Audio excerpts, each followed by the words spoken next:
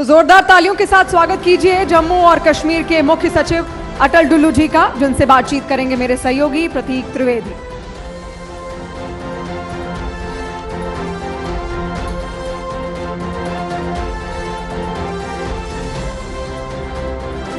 स्वागत है sir, thank you so much. मैं जब आ रहा था, स्टेज पे चढ़ रहा था, तो पीछे तस्वीर चल रही थी और मेरे दिमाग में बस यही लाइन आई कि क्या सुंदर तस्वीर है, ये कश्मीर है। सच में यकीनन बड़ी सुंदर तस्वीर लग रही थी देख के, और वो है भी, जो है वही हकीकत में बयां हो रहा था। तो सर, ट्यूलिप के लिए दुनिया आ रही है, अब आप 26 तारीख को खोल देंगे? खोल देंगे, बिल्कुल बिल्कुल खोल देंगे, और पूरी दुनिया देखने आएगी इसको। और मेरे दिमाग में यही आया सबसे पहले कि आपका वो जो ट्यूलिप गार्डन है 26 मार्च को खोल लें। जी जी। कितने दिन के? हफ्ते बस? नहीं, ज़्यादा रहेगा, 2-3 हफ्ते रहेगा जी। जब तक ट्यूलिप्स रहेंगे तब तक रहेगा ये। आप सोच रहे होंगे ई गवर्नेंस से कहाँ ट्यूलिप पे चले गए, लेकिन सच सर ये है कि खुशबू तो कहीं से भी आए, चाहे जाफरान की आए, चाहे खूबसूरती ट्यूलिप की हो, वो अपने आप में लाजवाब होती है। इसलिए मैंने कहा कि टूरिज्म का एक समय खुल जाता है वहाँ से, और फिर वो अमरनाथ यात्रा और फिर तमाम सारे यात्री जी। और ई गवर्नेंस में मैं देख रहा था एक लाइन, वो भी देख रहा था कि सुरक्षा ने बहुत ज़्यादा इंतज़ाम किया है और उसने भी बहुत ज़्यादा आपके कामों को आगे बढ़ाया। जी हाँ, बिल्कुल। मैं चाहूँगा इलैबोरेट करें ई गवर्नेंस की तरह जो आपने कॉन्फिडेंस बिल्डिंग की है, उसको लोग जानना चाहते हैं कि कैसा बदला हुआ जो कश्मीर दिख रहा है पिछले 3-4 सालों में दिखा है। जी, अगर आप जम्मू कश्मीर में देखें, पिछले 3-4 सालों में बहुत सी परियोजनाएं चालू की गई, उन पर काम आगे बढ़ाया गया। Right sir. और ये त्वरित गति से चलाया गया। राइट। चाहे ये इंफ्रास्ट्रक्चर के काम हो, चाहे हेल्थ सेक्टर के काम हो, चाहे एजुकेशन के काम हो, चाहे एग्रीकल्चर के काम हो, टूरिज़्म देखो कितना बड़ा है। तो एक हिसाब से ये सभी के सभी कॉन्फिडेंस बिल्डिंग मेजर्स हैं, जिससे लोगों में एक कॉन्फिडेंस जागरूक होती है। अगर मैं कहूँ कि उपलब्धियां क्या रही हैं ई गवर्नेंस से, बहुत सारे लोग, तब मुझे याद है मैं छोटे छोटे टूर्स पे जाता हूँ या रिपोर्टिंग के लिए जाता था, बहुत सारे लोग बहुत सारी बातें कहते थे कि हमको ये नहीं मिल रहा। तो ये जो ई गवर्नेंस हुआ है, डिजिटाइजेशन हुआ है, इससे उपलब्धियां कह रही हैं, और एक आम आदमी में वो कॉन्फिडेंस जो बिल्डिंग जिसकी आप जिक्र कर रहे हैं, उसको कैसे सुविधाएं मिली और क्या कर रहे हैं आप? जी, इसको थोड़ा सा मैं बताऊंगा आपको कि आज से 5 साल 4 साल पहले जो ऑनलाइन सर्विसेज थी, उनकी संख्या 60 के करीब थी। जी। आज ये संख्या 1160 है। 1160। दूसरा, जो ई ऑफिस है, जी सर, उसको पूरी तरह से इम्प्लीमेंट किया गया है, न सिर्फ सेक्रेटेरिएट की लेवल पर बल्कि हेड ऑफ डिपार्टमेंट की लेवल पर और डिस्ट्रिक्ट लेवल पर भी। अब हमारा काम चल रहा है कि इसको हम डिस्ट्रिक्ट लेवल पर भी इसको ई ऑफिस को इम्प्लीमेंट करें, ताकि कोई भी कागज़ जो है अब फिज़िकल ना हो। तीसरा, मैं आपको एक बात बताना चाहता हूँ कि 2021-22 में जो डिजिटल ट्रांजैक्शंस हुए, उनकी संख्या थी, ये लगभग कोई 29 करोड़ थी। 29 करोड़ थी ट्रांजैक्शंस, जो अब बढ़कर 2024-25 में 90 करोड़ हो गए हैं। 90। तो इस तरीके से, इस तेज़ी से लोग डिजिटाइजेशन को अपना रहे हैं। और मैं आपको कुछ स्पेशलाइज्ड पोर्टल्स बनाए गए हैं, मैं आपको 1-2 उदाहरण देना चाहूँगा। जी सर। एग्रीकल्चर के क्षेत्र में एक लर्निंग मैनेजमेंट सिस्टम बनाया गया है, उसका नाम है दक्ष किसान। दक्ष किसान जी। तो उसमें लगभग कोई 120 कोर्सेज हैं, online courses, module based courses, जिसमें एक यूनिवर्सिटी से एक सर्टिफिकेट मिलती है। पिछले 2 सालों में लगभग 2 लाख किसानों ने अपने कोर्सेज कंप्लीट किए। अचीवमेंट। और ये जो कोर्सेज हैं, ये 5 लैंग्वेजेस में, इंग्लिश, हिंदी, उर्दू, डोगरी, कश्मीरी। वाह। इसी तरह से एग्रीकल्चर के सेक्टर में एक योजना शुरू की गई, जिसमें लगभग 120 किस्म की योजना, ये सर्विसेज हैं, इंसेंटिव्स हैं, जिसके लिए लोग अप्लाई कर सकते हैं। और ये सभी के सभी ऑनलाइन एप्लीकेशंस होती हैं। तो अभी तक लगभग 4 लाख लोगों ने अप्लाई किया है, जिसमें 3 लाख का अप्रूवल भी हो चुका है। तो ये सारा का सारा प्रोसेस ई गवर्नेंस का मैं बताऊं, अब आदमी को, अगर किसी किसान को किसान क्रेडिट कार्ड लेना है, तो वो ऑनलाइन अप्लाई कर सकता है। अगर कोई सब्सिडी हासिल करनी है तो ऑनलाइन कर सकता है। और अगर कोई जितनी भी ऑफिस की फाइलें हैं वो भी ऑनलाइन कर सकता है। तो ये पहला राज्य होगा केंद्र शासित में। हाँ, और इसमें आर्टिफिशियल इंटेलिजेंस का भी प्रयोग किया गया। जैसे अच्छा। मैं ये बताऊं कि अगर किसान ये जानना चाहता है कि उसको एडवाइजरीज मिलें तो एडवाइजरीज भी उसको दी जाती हैं उसके खेत को देखने के हिसाब से, मौसम को देखते हुए जी। इसी तरह से अगर वो बाज़ार में अपना सामान बेचना चाहता है तो मंडी में क्या दाम है और आगे 5-7 दिनों तक क्या भाव रहने वाले हैं उसके बारे में प्रिडिक्टिव एनालिसिस भी करना है। Very nice. तो ये तो उपलब्धि है और ये अपने आप में एक बहुत बड़ी उपलब्धि जम्मू कश्मीर की तरफ से। आपने तो ई गवर्नेंस का एक सम्मेलन भी करा दिया जम्मू में। जी हाँ, किया था एक प्राइवेट और पब्लिक दोनों का मिला के। जी हाँ, तो उसका भी बड़ा अच्छा परिणाम रहा। मुझे लगता है कि लोगों तक ये बात पहुँचे कि किस तरीके से ई गवर्नेंस उनके जीवन को बदल सकती है और सुविधा पहुंचा सकती है और पूरी गवर्नेंस की प्रक्रिया में ट्रांसपेरेंसी ला सकती है, डिसीजन मेकिंग को सरल और तेज़ कर सकती है और अकाउंटेबल ठहरा सकती है अधिकारियों और कर्मचारियों को कि जो सुविधाएं उन्होंने लोगों को देनी है वो उनको समयबद्ध तरीके से दी जाएं। ये बहुत बड़ी बात है कि जम्मू कश्मीर में जो कुछ हो रहा है वो आपके माध्यम से लोगों को पता भी चल रहा है और लोगों को नजर भी रहता है। लेकिन आपने तो फिल्म फेस्टिवल भी प्लान किया है सुना, और जम्मू कश्मीर में। जी, फिल्म फेस्टिवल आप जानते हैं कि 1950 के दशक से वहाँ पर कई सारी बड़ी फेमस बॉलीवुड की मूवीज़ शूट की गई हैं। 1960s, 1970s, 80s में बहुत सारी फिल्में शूट की, उसके बाद भी हुई हैं। तो अब चाहते हैं हम कि उसको और फिर से एक as a film shooting destination develop किया जाए। तो उसके लिए एक फिल्म फेस्टिवल का आयोजन करना ये हमारे प्लान में है, ताकि फिर से हम प्रमोट करें कश्मीर को और जम्मू को कि एक फिल्म शूटिंग डेस्टिनेशन के रूप में ये उभर कर आए। और निश्चित तौर से फिल्म की बात हो रही है और लोकेशन उसका एक बहुत बड़ा और इम्पॉर्टेंट एस्पेक्ट होता है। लोग जानना चाहते हैं कि अगर फिल्म फेस्टिवल हो रहा है श्रीनगर में, कब प्लान हो रहा है, कब क्या करना चाह रहे हैं और किस लॉन्गिट्यूड और लैटिट्यूड, दैट मीन्स कि उसका स्केल ऑफ चीज़ कहाँ पे क्या है।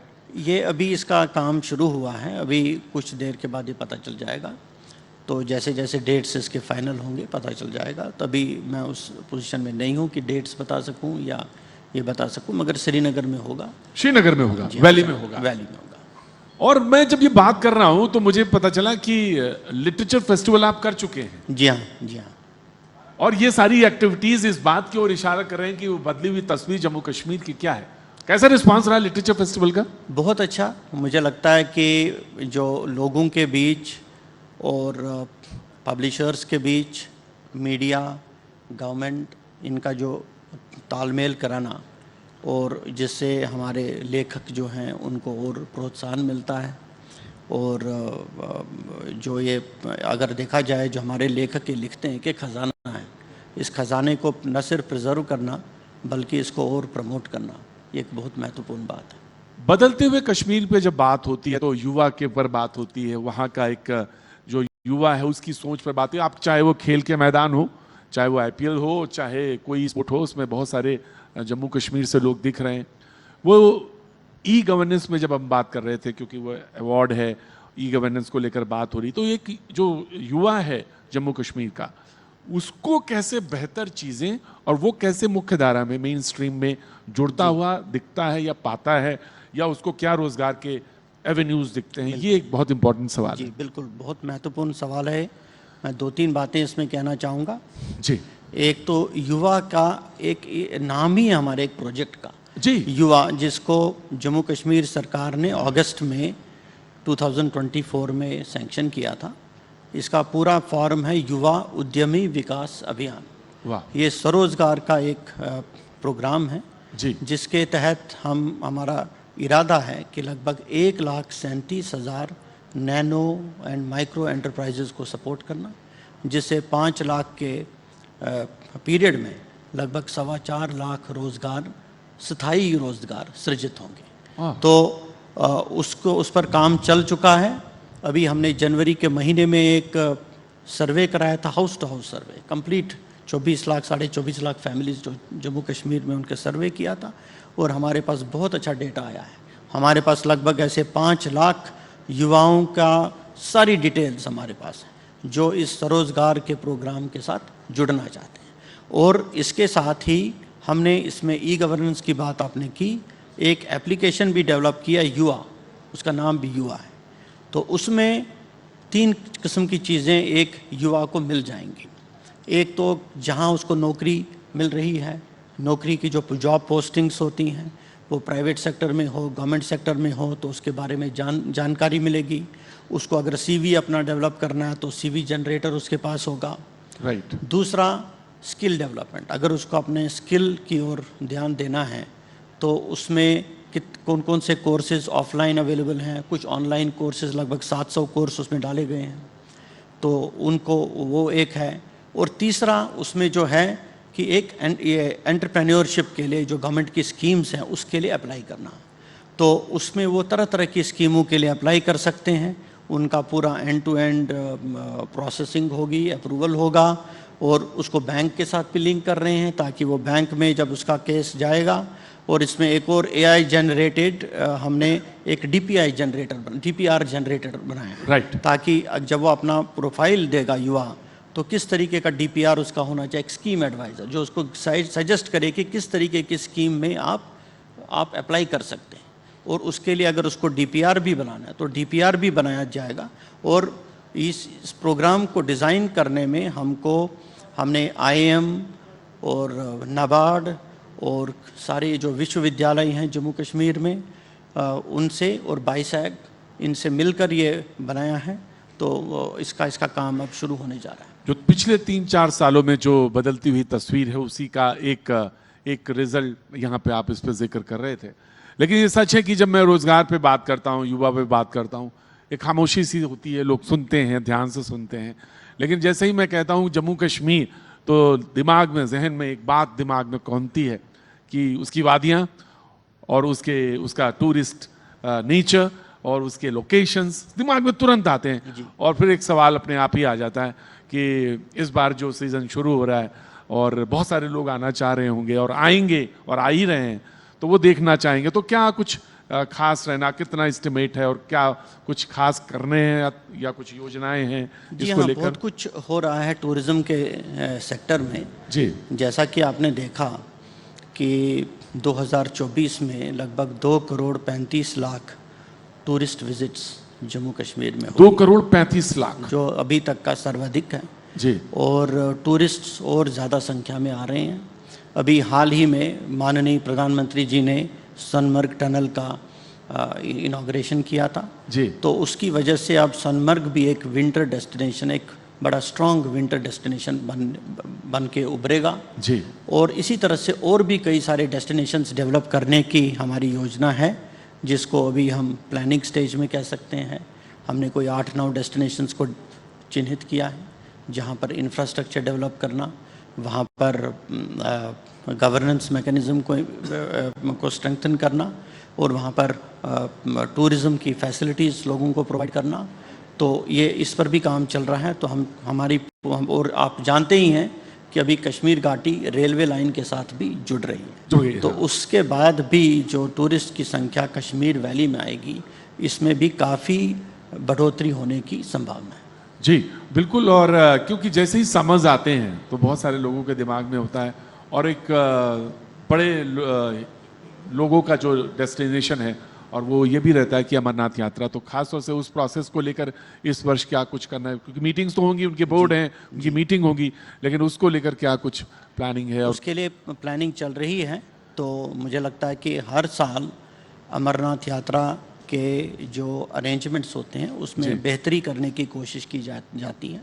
हम समझते हैं कि इस साल हम उसमें और बेहतरी करेंगे, जो लोगों को सुविधाएं मिलती हैं उनको अच्छी तरह से वो सुविधाएं मिल सकें और उसका पूरा प्रयास होगा और इसको बिल्कुल किसी भी इंटरप्शन के बगैर चलाना हमारी प्रायोरिटी होगा। दो लोगों को लगता है कि अमरनाथ यात्रा एक बार हो जाए उसके जीवन में तो बहुत बड़ी बात होती है, तो ये और दूसरी सुरक्षा और तीसरी ये कि सुविधा, ये 3 चीज़ों से चीज़ें लोग कहते हैं। और इस तरफ गवर्नमेंट का, आपकी सरकार का जो वहाँ पे है, उसको लेकर क्या कुछ है, क्योंकि ये लोग जानना चाहते हैं अमरनाथ यात्रा को लेकर खास तौर से। अमरनाथ यात्रा जो है इसको ऑर्गेनाइज जो करता है श्री अमरनाथ श्राइन बोर्ड जी, लेकिन इसमें काफ़ी सहयोग जम्मू कश्मीर सरकार जी। और केंद्र की जो सुरक्षा एजेंसियां हैं वो भी करती हैं, क्योंकि जैसे आपने कहा इसमें सुरक्षा के इश्यूज भी हैं।